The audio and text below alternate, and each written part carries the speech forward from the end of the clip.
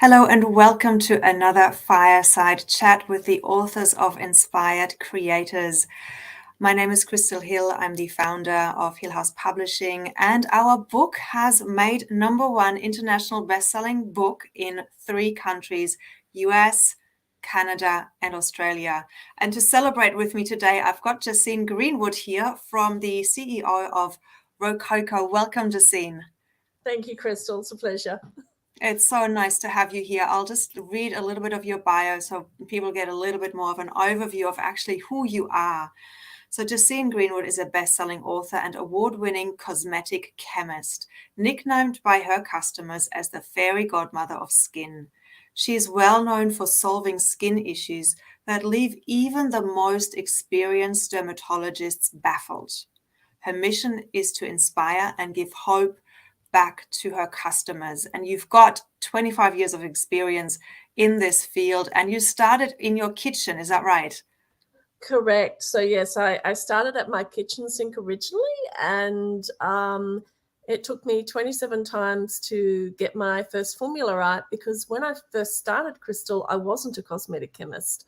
I self-taught myself through trial and error, and it was only later that I became a cosmetic chemist and decided I should actually formally get qualified. Yeah, some people like those qualifications, right? Yes. So the secret to your success, and I haven't mentioned that because it's not at the top of the bio I have, but you've just been collecting the awards, right? Like you've made your business into a multi-million-dollar business. You're achieving incredible results. What do you think has helped you to get the successes you are seeing right now? I think one of the predominant things is actually finding something I'm absolutely super passionate about, and I absolutely love it. Like, honestly, if I was to win $100 million tomorrow, I would still go to work. And to be honest, I think there's very few people who could actually say that. Most people are at work just because they need an income and not because they actually are truly passionate about what they're doing. So for me, that's really crucial, because the more passionate you are about what you're doing, the more inspired you are to keep going. And if you hit roadblocks along the way, you're not perturbed by them, because you're loving what you're doing and it's making you fulfilled. And what I find over time is if you're doing something that you love, you become better and better at it. And eventually you actually earn a lot of money, because you will end up rising to the top of the industry and you become cream, as I call it. Cream cannot do anything but rise to the top. And so for me, that's been really crucial, because I find, just from experience with talking to people, a lot of people go, I want to start a business. And my question was, for what purpose? Why are you starting a business? And they go, I want to make money. I go, that is the worst reason ever to start a business. Like, you really have to love what you're doing. And that comes across because the more you love it, the more genuine you are as well, and the more authentic you are. And I think we live in such a world now of inauthenticity with, basically smoke screens, filters, people only showing the highlights of their life and not the downside. And so I think the more authentic you are, the more believable you are, and the more people actually gravitate towards you, because it builds trust. Yeah, absolutely. And I loved what you were saying about the roadblocks. When you know where you're going, you'll just clear the roadblocks away and you just keep going, right? Absolutely. So yeah, passion is a huge thing with it. And the other big thing would be actually mindset. When you start in business, most of us have never owned businesses before when we start in a business. And so there's a lot of learning lessons along the way. And often our own fears can hold us back from doing things. And so we don't necessarily make the right decisions at the right time, or we miss opportunities because we're afraid if we take that leap, that what happens if I don't get the money in? What happens if the income doesn't come in? And so because of that, we don't act in faith. And so for me, that's a big one, acting in faith, as though things are going to happen. There's a phrase called digging your ditches. And you don't get rewarded for what you think is going to happen. You get rewarded for what you plan for. And so for me, I plan always for continued success. And there's been times where even I've made my husband nervous, and we've, we've done massive leaps, and eventually he'll go, oh, it's okay now. So it's that whole trusting in the process, but also taking massive action. And that's another thing that's often missed, is the mass action. We can't meditate on top of a mountain and expect results to come in. And yes, I do meditate, but you also need to take the steps that your logical brain will tell you to do to move towards your goal. And one of my my mottos has always been, I'll never put off for tomorrow what I can do today. And so therefore I'm very big on getting things achieved for the day, and I don't stop until I've actually got them done. And obviously I still listen to my body, because, out of all my team members, I'm the one who never gets sick. So, and yet I work more hours often than what they will. But, it is about making sure that you are not giving yourself excuses, if you haven't done something and it's really important that you do it. And that's because I'm mission focused as well. And when it's your mission, it's not work. You're driven towards achieving something. And so, for me, that's crucially important. You've just given so many incredible nuggets of wisdom of how, in terms of the mindset, what we can do. And I love the fact that, you have the strategy, but you also have the intuition. So I'm wondering if you can give an example, and I know you share some in your chapter, where life just makes you go and things open up for you. But what something that struck me was about we miss opportunities if we're afraid.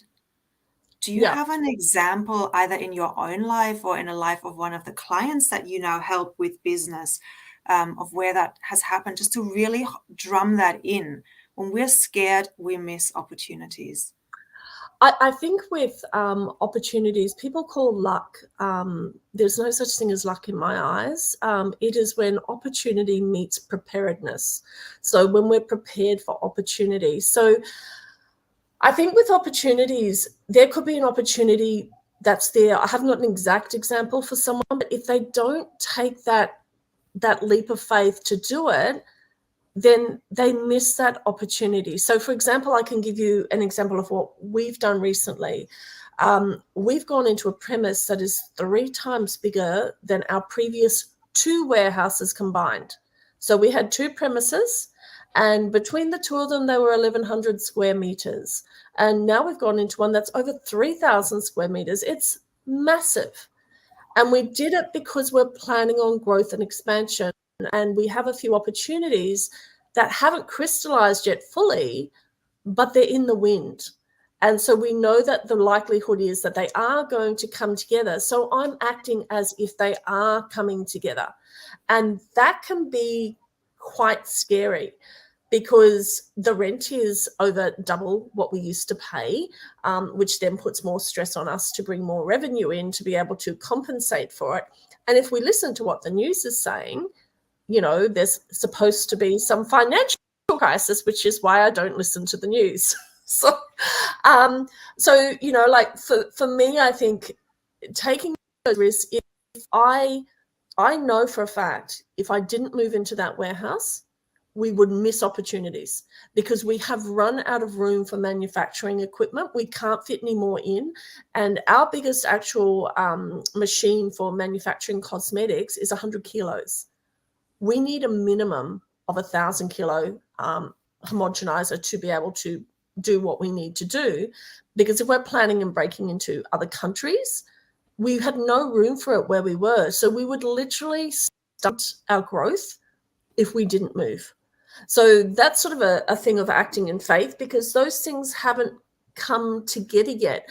But what's incredible is when we went to do that, I had no idea even how we were going to get the bond money together, because it was $105,000 and we still hadn't got our bond money back from our previous tenancies. And somehow we managed to, again, make that happen. And what's actually interesting is, originally I was sitting there going, how are we going to pay the rent? and I just trusted that everything would fall into place. And ironically, our revenue last month, our monthly revenue was up 25% from what it normally is. And yet I had 6 team members leave. And we are still only rebuilding the team now. And this month, we've already surpassed last month. And we're not even finished. It's just over halfway through. So I find this whole thing of acting in faith, most people don't really understand it. And the universe moves mountains when you act as if whatever you're wanting is yours. But if you just think it's yours and you don't take any action, it's not showing the universe that you really believe. And so taking those necessary action steps, even if it does make your hair stand a little bit on end because it's a bit nerve-wracking, is really crucial for success. And most people wouldn't do it. Like, if the logical brain would go, don't do that. It's over double the rent. Even my bank were questioning. And now they're like, oh, she's okay. So I find that massive leaps in growth in business require massive change. So if you're only after an incremental change, that's easy to do. But when you are wanting like a massive growth, which is what we are wanting for impact, you need to do something that's a little bit bold and a little bit different.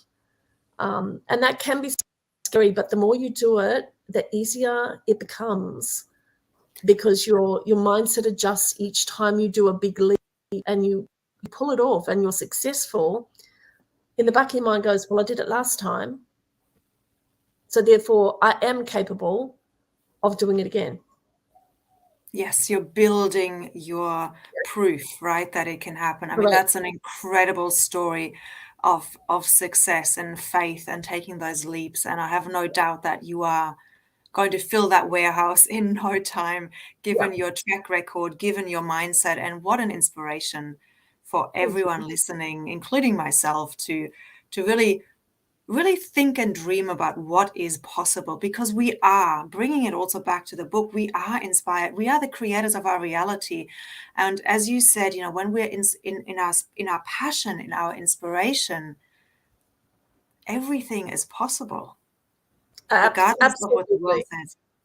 Absolutely. And it is truly just about focus. But I find too, the more that you are living in alignment with your true purpose, things just flow. Inspiration just comes to you, and it's not a challenge generally.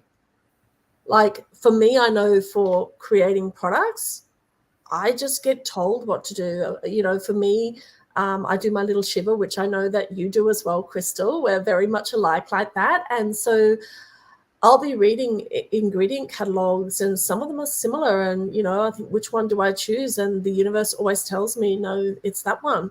And so I'll be reading it and I'm like, I don't know what I'm doing with this yet, but I need this. And it's never wrong. And it sort of really amazed me, because it's only been in the last 3 years that I've realized how different our formulations are. Because when I show my suppliers our results, they are really astounded. And yet the same ingredients are sold to other companies and they don't get the same results. So there is something in the way things are put together. It's like cakes are made with the same ingredients, but one cake will taste completely different to another. And I think that's the same, and that's tapping into that divine guidance or intuition and allowing that to, flow through is it's magic. Absolutely. Absolutely. And I really recommend and encourage everyone to read your chapter, because it's like having you in our back pocket. The stories that you're sharing, more around synchronicities, more around building the bank of trust almost. Like if we say, when we don't have the evidence ourselves, go and look for it in somebody else, borrow somebody else's faith, look at somebody else's success, and you can do the same, as long as you have found what it is that you're passionate about. Yeah, absolutely. So just very briefly share maybe one product that you do a miracle. You know, you're the fairy godmother of cosmetics, and because you create these incredible miracles with your and results with your products.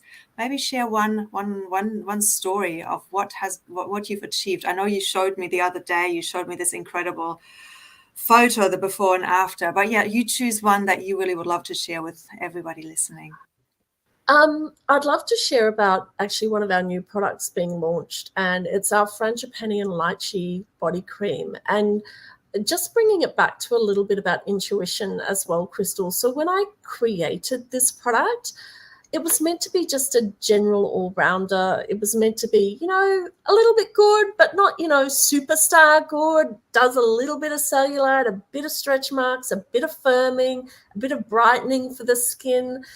And I put it together, and, then when the results started rolling in, I was like, oh dear, we don't need another cream because it's done everything so well. And again, that was intuitively guided. So it's literally like a Brazilian butt lift or a tummy tuck in a jar. It's eradicating cellulite. It's smoothing the skin.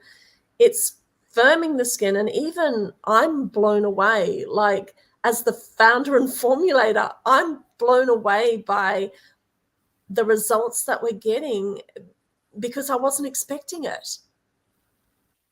And so I find that the more I tap into my soul's purpose and my intuition, the better I'm actually becoming at helping people, which is, to me, it's such an incredible gift. And, I wasn't expecting those results. So I'm thrilled for the women and men we are able to help now, because our product isn't just for women. And for some of them, it's life-changing for them to feel good about themselves. And I think, to me, it's not even about the, it's not even about the superficial. It's really about making people feel better. Hello, Pat. I don't know a Sandy Greenwood, but I'm sure we are possibly related in some shape or form. Greenwood's actually it's actually a UK, it's a British name. So yeah, I'm sure in some shape or form we are probably related. Yeah. Amazing. I just thought I'd share that there and involve Pat.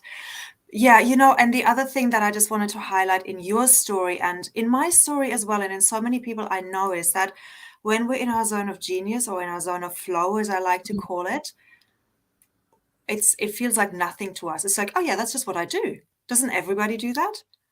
And I know for you in particular, that's been quite a journey, and you're sharing that in your chapter, and I'd love you to maybe just speak into that a little bit more. Yeah, it's funny. Like we definitely, when we've got a natural talent or gift for something, we downplay it. And because it comes naturally or easy for us, we think everyone's like that, and they're not. And so it's really owning the gifts that you have rather than trying to dim your light and downplay it. It's actually allowing yourself to shine brighter. And for me, definitely formulation is definitely one of my gifts, along with copywriting. Like, I know I'm very good with words. And it was only actually, Crystal, it's so funny, when I was flying over to Queenstown recently, I was reading a book on copywriting, and it was hypnotic language patterns. And I'm a hypnotist as well, but I only became a hypnotist this year. And I've essentially been selling since I was 2. I talked my father, who was a chronic asthmatic, into a cat. And I've talked him into so many other animals, which I don't know how I did it. And it's quite funny because when I was reading the book, they were talking about specific language patterns and the way you phrase things. And I went, wow, I do that anyway. And so I didn't even realize that the way I sell or the way I talk to people is hypnotic. It's using hypnotic language. And I had absolutely no clue, because to me it came naturally. And so it's the same with sales process. People say, how do you sell? So I give them my verbatim script of what I would say. And they go, wow, that's brilliant. And I'm thinking, oh, is it? Exactly. I just think, wow, I just assume that everyone, these things come naturally to them, and they don't. So it's really recognizing that when people are complimenting you on something that you do and you don't think it's special, that's probably your God-given gift.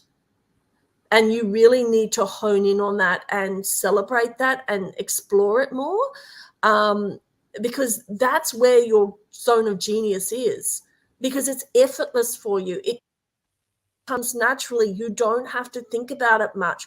I formulated our next product in the the Queenstown airport. Exactly. Yes. Literally, I'm sitting down and go, what are we doing next?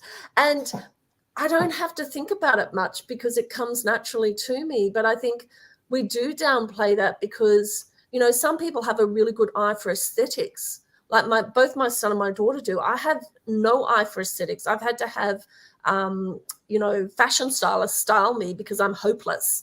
I don't have any eye for how things look visually, except for in a product. I can make it look pretty in a product. That's where my zone is. Outside of it, for artwork and that, everything that you see on our beautiful websites and stuff is my darling daughter. She has an exquisite eye for beauty and aesthetics, and that is not one of my gifts. So for her, again, it took her a long time to realize that was her gift, because she just thought, well, everyone thinks like that. No, they don't. Yeah. So I'd really love to underline what you said. When you get a compliment, take it as the universe's feedback to you to show you where your gifts lie, and lean into that. I think that was a really important point that you made there, because Yeah. otherwise we just throw it away or we don't harness it, right? Yeah, absolutely. And you can have more than one gift as well. So you don't have to just stick to one. Like, I know for me, I've probably got 4: education, formulating, marketing, and copywriting. And I'm also really good with data analysis, which is probably really left field. But I've realized that's one of my skill sets, of being able to analyze data and work out where we need to go. And again, not everyone is like that. I just assume everyone can do it, and that's not necessarily true. And so you may have more than one gift in particular that you're really good at, but my suggestion is always the ones that people tell you that you're brilliant at. That's the feedback from the universe. And it's also the ones that light you up the most as well. The more excited you get about doing something, that's a true indication of, whether you're being energized or whether you're being drained. And we want to do things that energize us and make us feel good. Exactly. And I'll just put your website across the screen there as well for people to get in touch with you, to find out more about your amazing products.